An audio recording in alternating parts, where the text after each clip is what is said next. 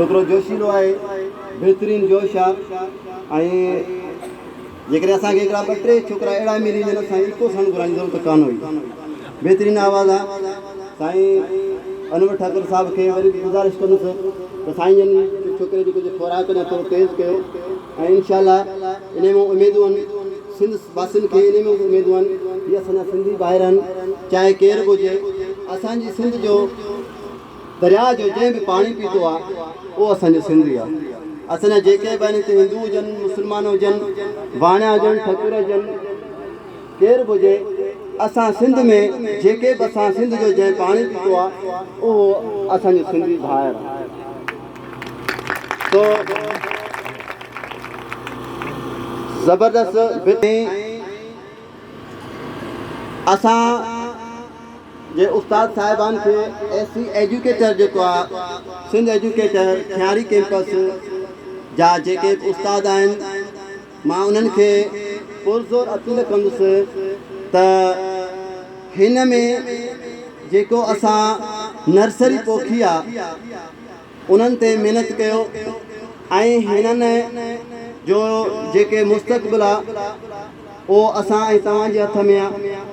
ख़ुदारा हिननि ॿारनि जो ख़ासि ख़्यालु रखो, छो जो उहे वालिदेन जिन पंहिंजे बचे खे 5-6 कलाक पंहिंजे जिस्म खां अलॻि करे तव्हांजे हवाले कयो आहे त हीअ तव्हांजा 5-6 कलाक जेके आहिनि तव्हांजा पंहिंजा बचा आहिनि, उन्हनि ते महिनत कयो ऐं तालीम बहितर खां बहितर तालीम ॾियो ऐं हिन स्कूल ते वधि में वधि ध्यानु ॾियो।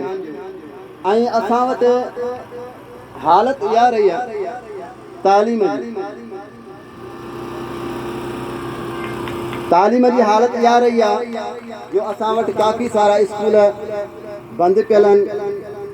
ओताकूं आहिनि वॾेरनि जूं, उन्हनि खे खोलाइण जे लाइ बि तव्हां वधि में वधि कोशिशि कयो। जेके ॻोठाणा आहियो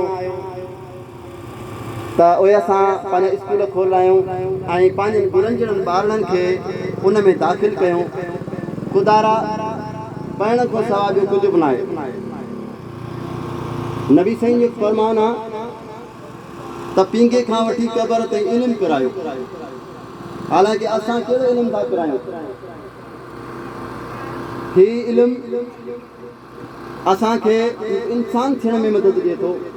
हिकु ऐं बहितरीनु माण्हू सो कोशिशि कयो। जेके बि उस्ताद साहिबान आहिनि, जेके बि जेको जंहिंजो जंहिंजो फ़र्ज़ु आहे उहो पंहिंजो फ़र्ज़ु पूरो कयो। इंशाअल्लाह ताला अलाह ताला तव्हांजे बचड़नि जी हिफ़ाज़त कंदो ऐं उन्हनि खे बि अलाह साईं उन्हनि खे बि राह जेको आहे सो खोले ॾींदो। सो अब्दुल्ला राजपर खे ॾियो इजाज़त। वधीक कंपेयरिंग जे लाइ मां मायानाज़ शख़्सियत ऐं असांजो बहितरीनु दोस्त हर दिल अज़ीज़, मां हुनखे कहिड़ा लक़ब ॾियां, हालांकि मूं वटि लफ़्ज़ घटि आहिनि।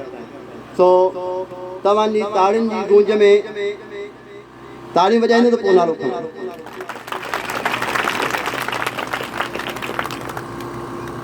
मुमताज़